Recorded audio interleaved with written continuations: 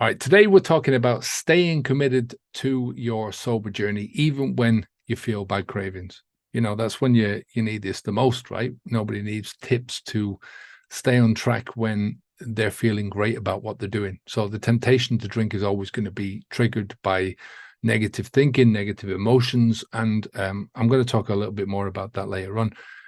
So stick around until the end, and I'm going to show you a kind of a foolproof way of beating the cravings in the long term. The first thing I want to talk about is visualizing the benefits of stopping drinking. When I started out first in this journey, I found it so difficult to to see where I was going, to see outside of the drinking, to see outside of the life that I was living. I'd been a drinker all my adult life. That meant that I'd been a drinker for as long as I could remember. Right? I didn't know what it was like not to be a drinker. So that's a difficult position to be in.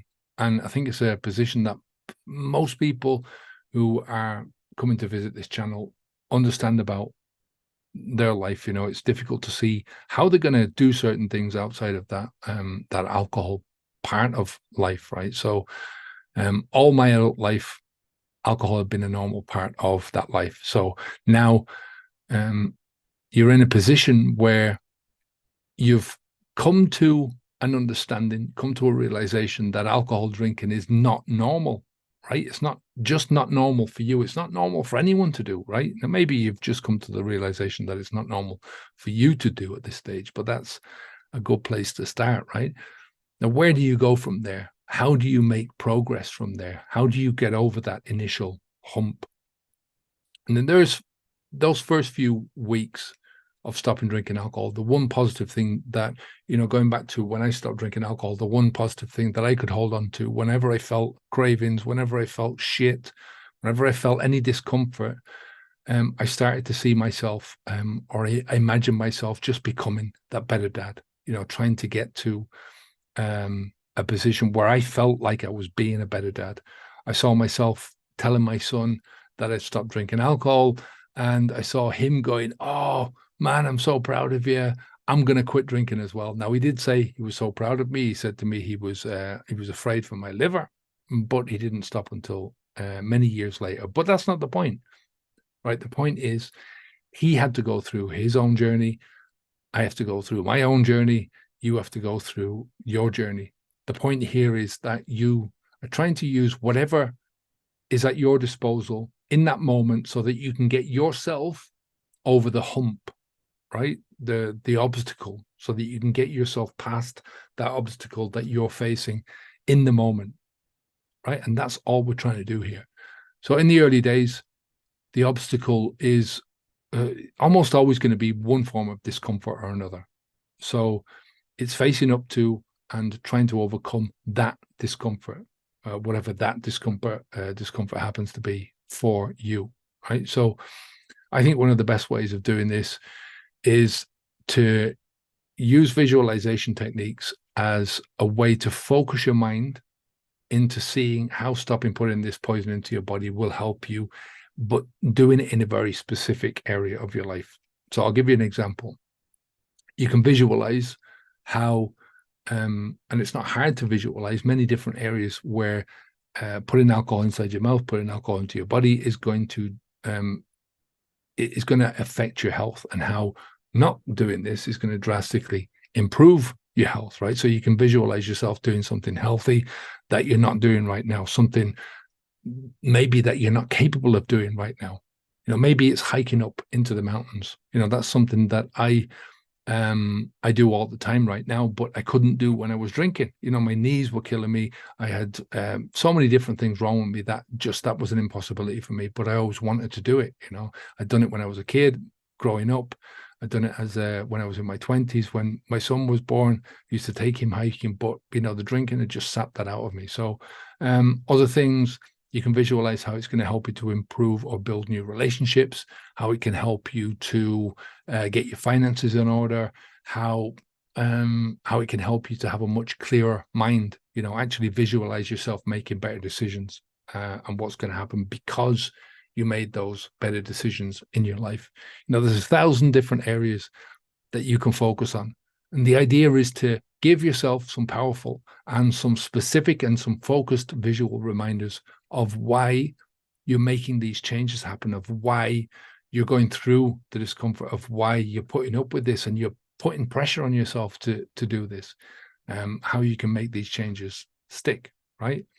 Okay, before we go on, let me ask you a small favor. Please subscribe to the channel if you haven't already. Like the video if you like the content. If you think we're providing you with any value at all, please like the content. All right, let's talk about the next way of staying committed to quitting drinking alcohol, even if you're getting these bad cravings. If you don't know where you're going, there's an old saying, if you don't know where you're going, how are you going to get there? And this is when you're trying to focus your energy and your time, trying to encourage you to focus your energy and your time on one single aim. I think it's so important, at least until you reach that goal, right? You know, I think it's good in life. It's good in this journey to set goals, to look forward and to set a lot of goals. But I think trying to achieve too many goals for yourself at one time, it can just put you under a shit ton of pressure.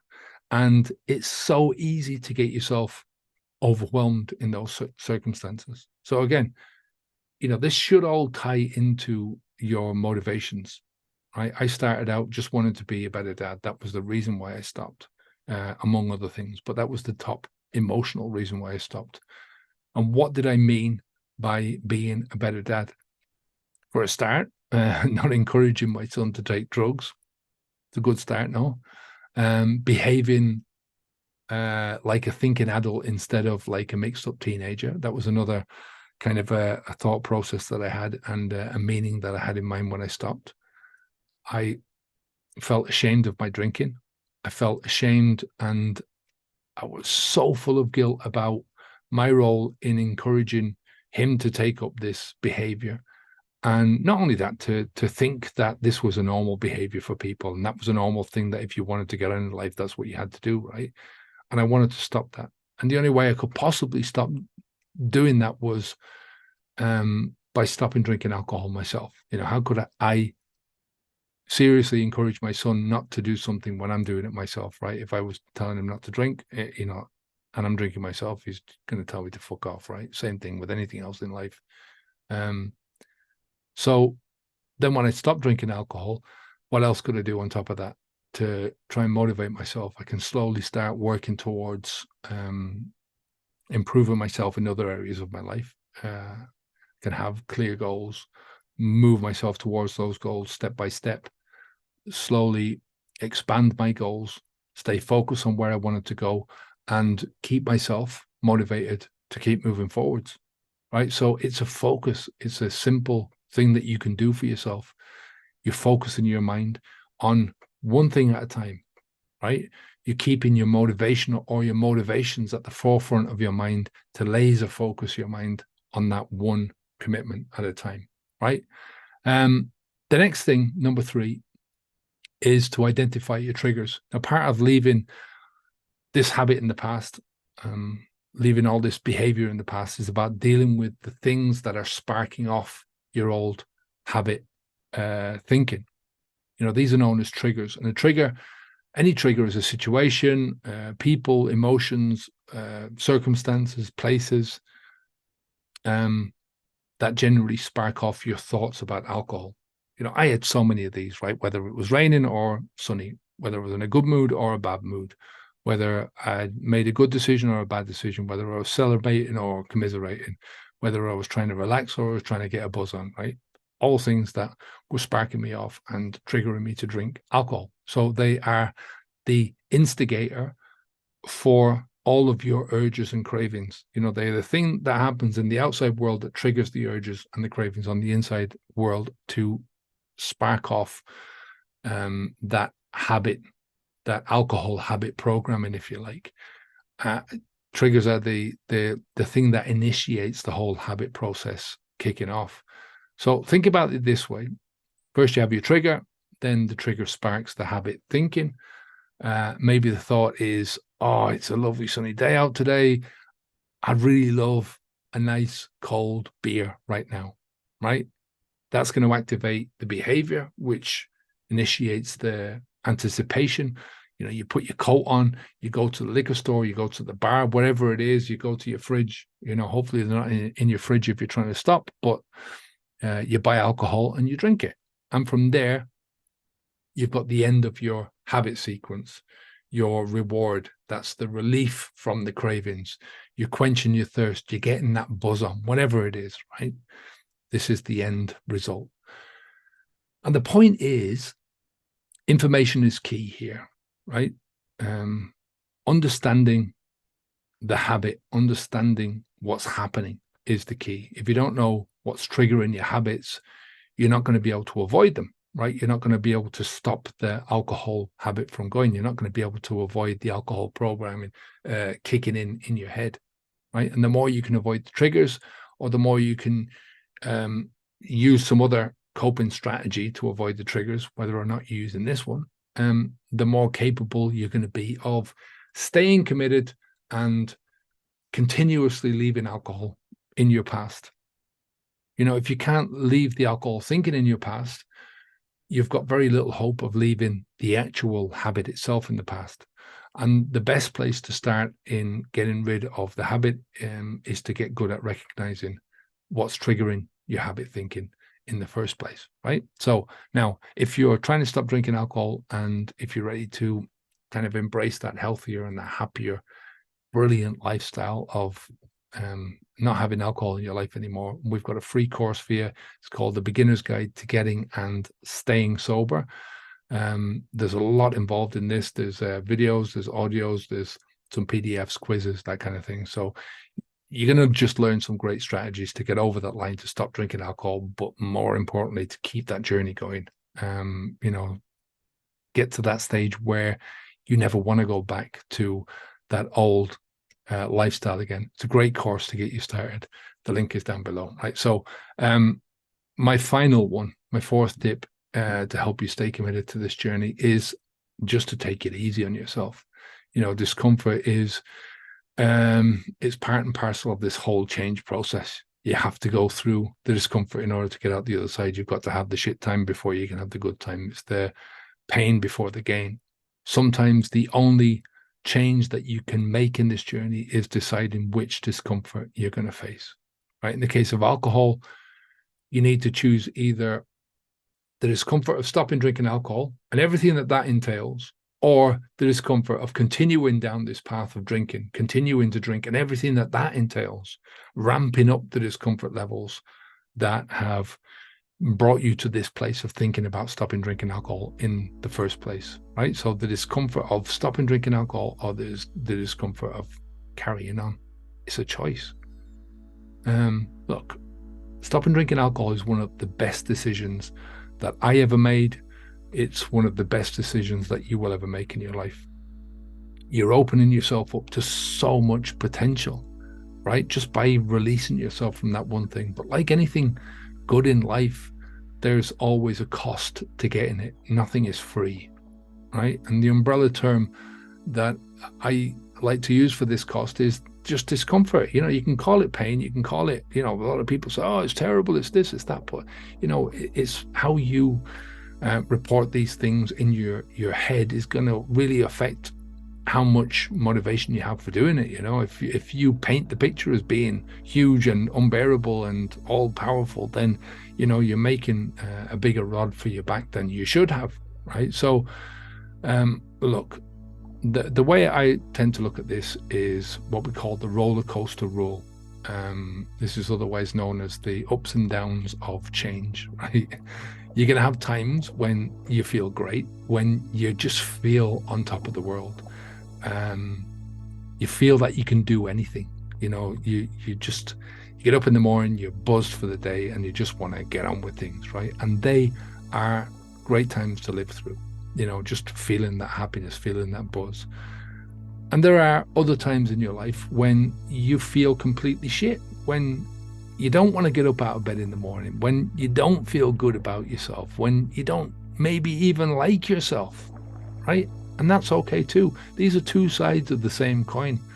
You cannot know happiness, you cannot know comfort unless you know discomfort, right? Like I said, you can't get to the comfort in your life. You can't get to those happy times if you don't go through those discomfort times. You know, despite what you might think, these times, these unhappy times, these times of stress, these times of anxiety, these are also great times to live through, because it's these times of stress. It's only when you're under stress that you actually grow, right? So just think about it from that perspective. That you grow the most. I mean, you're going to grow under times of happiness as well, but I think it's when you're under times of stress that you grow the most. Now, when you go through these shit moments, just take it easy on yourself. You know, there's no need at all to be harsh or judgmental. You know, if you feel yourself thinking in that way, just ask yourself, how is that going to solve anything? How is that going to improve the situation that you're in now? How is that going to help you to move forward? How is it going to help you to move away from the bad habits? You know? So when you're talking to yourself, please talk to yourself as if you were helping somebody that you care about, right? Like you're helping a dear friend or a family member that you love so much, right? You're helping this person to get past these same challenges. And why would you have any less kindness or compassion towards yourself? And why would you care for yourself any less? You know, we all deserve, at the very least, that from ourselves, right? No matter what else you give yourself that. So what I'm saying here is that everyone is challenged by this journey. Everybody is challenged. You know, some people find some parts of this journey easier than others, but everybody is going to be challenged. And the difference between those who make it and those who don't make it is that those who make it, those who force themselves through, can usually muster enough patience within themselves for themselves. You know, remember that up and down roller coaster. Well, those who make it, they can persevere in the face of the discomfort and have patience enough just to get to that next up phase, right? And the best thing about this journey is without alcohol, you can have more and more and more of those up phases. And like I said at the beginning of this, you don't need to motivate yourself in the good times. You know, when that roller coaster is on its way up and you're feeling happy and you're feeling delighted, you don't need to motivate yourself.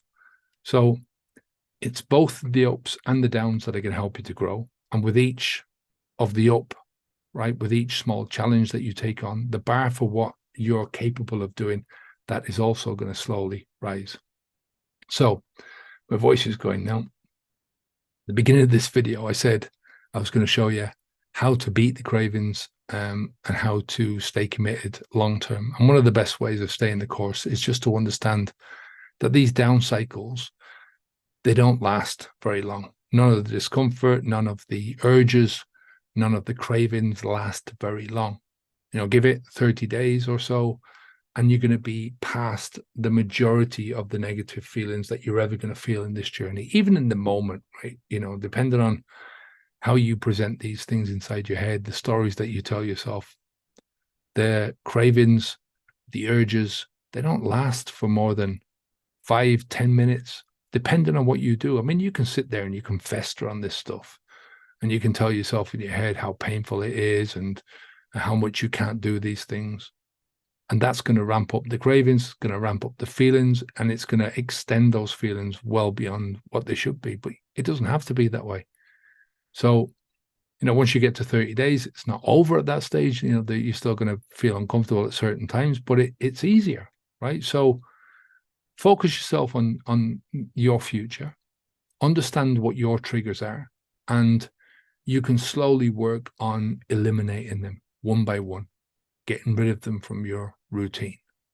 And if you have no triggers, there's nothing to spark the habit, right? Without these sparks, there's no habit to speak of, right? The habit is gone. You know, the habit is, it might as well be gone. They say, oh, the habit is in your brain and you can't get rid of the habit. Well, yeah, there's a lot of things that are in your brain from the past that you can't get rid of, but you don't think about anymore, right? And it is all about that, is what sparks off these things. Or what you do once the sparks off, if you get what I mean. So above all, have patience with yourself. You know, this is one of the best journeys that you're ever going to take. Just the fact that you're challenging yourself to do something that can really open up so much potential for you. This is going to change the way that you think forever. It's going to change the way that you think about yourself forever. You know, this in turn, then it's going to open up doors for more growth, for growing beyond anything that you could ever have imagined as a drinker. And it's a great journey. I've done stuff since I stopped drinking alcohol that I never thought would have been possible. And it's all for that fact that you, even though you can't see where you're going to go, it's difficult to see how you're going to grow. It's difficult to see the person that you're going to become when you stop drinking alcohol. It's getting on that journey. And as you move forwards, as you move into that discomfort and you gradually overcome that discomfort, it's like your life slowly starts to blossom and open up. And the more it opens up, the more you can see, the further you can see. And then the further you can see, the more targets you've got to aim towards. And that's the idea, right? Like I said, it's a great journey. So don't forget to click on the link to take the beginner's course if you're starting out on this. It's a great course for you to take. It's free. Take care of yourself. Subscribe and like the video if you got anything at all out of this video. Please, much appreciated. Onwards and upwards. Take care. Bye now.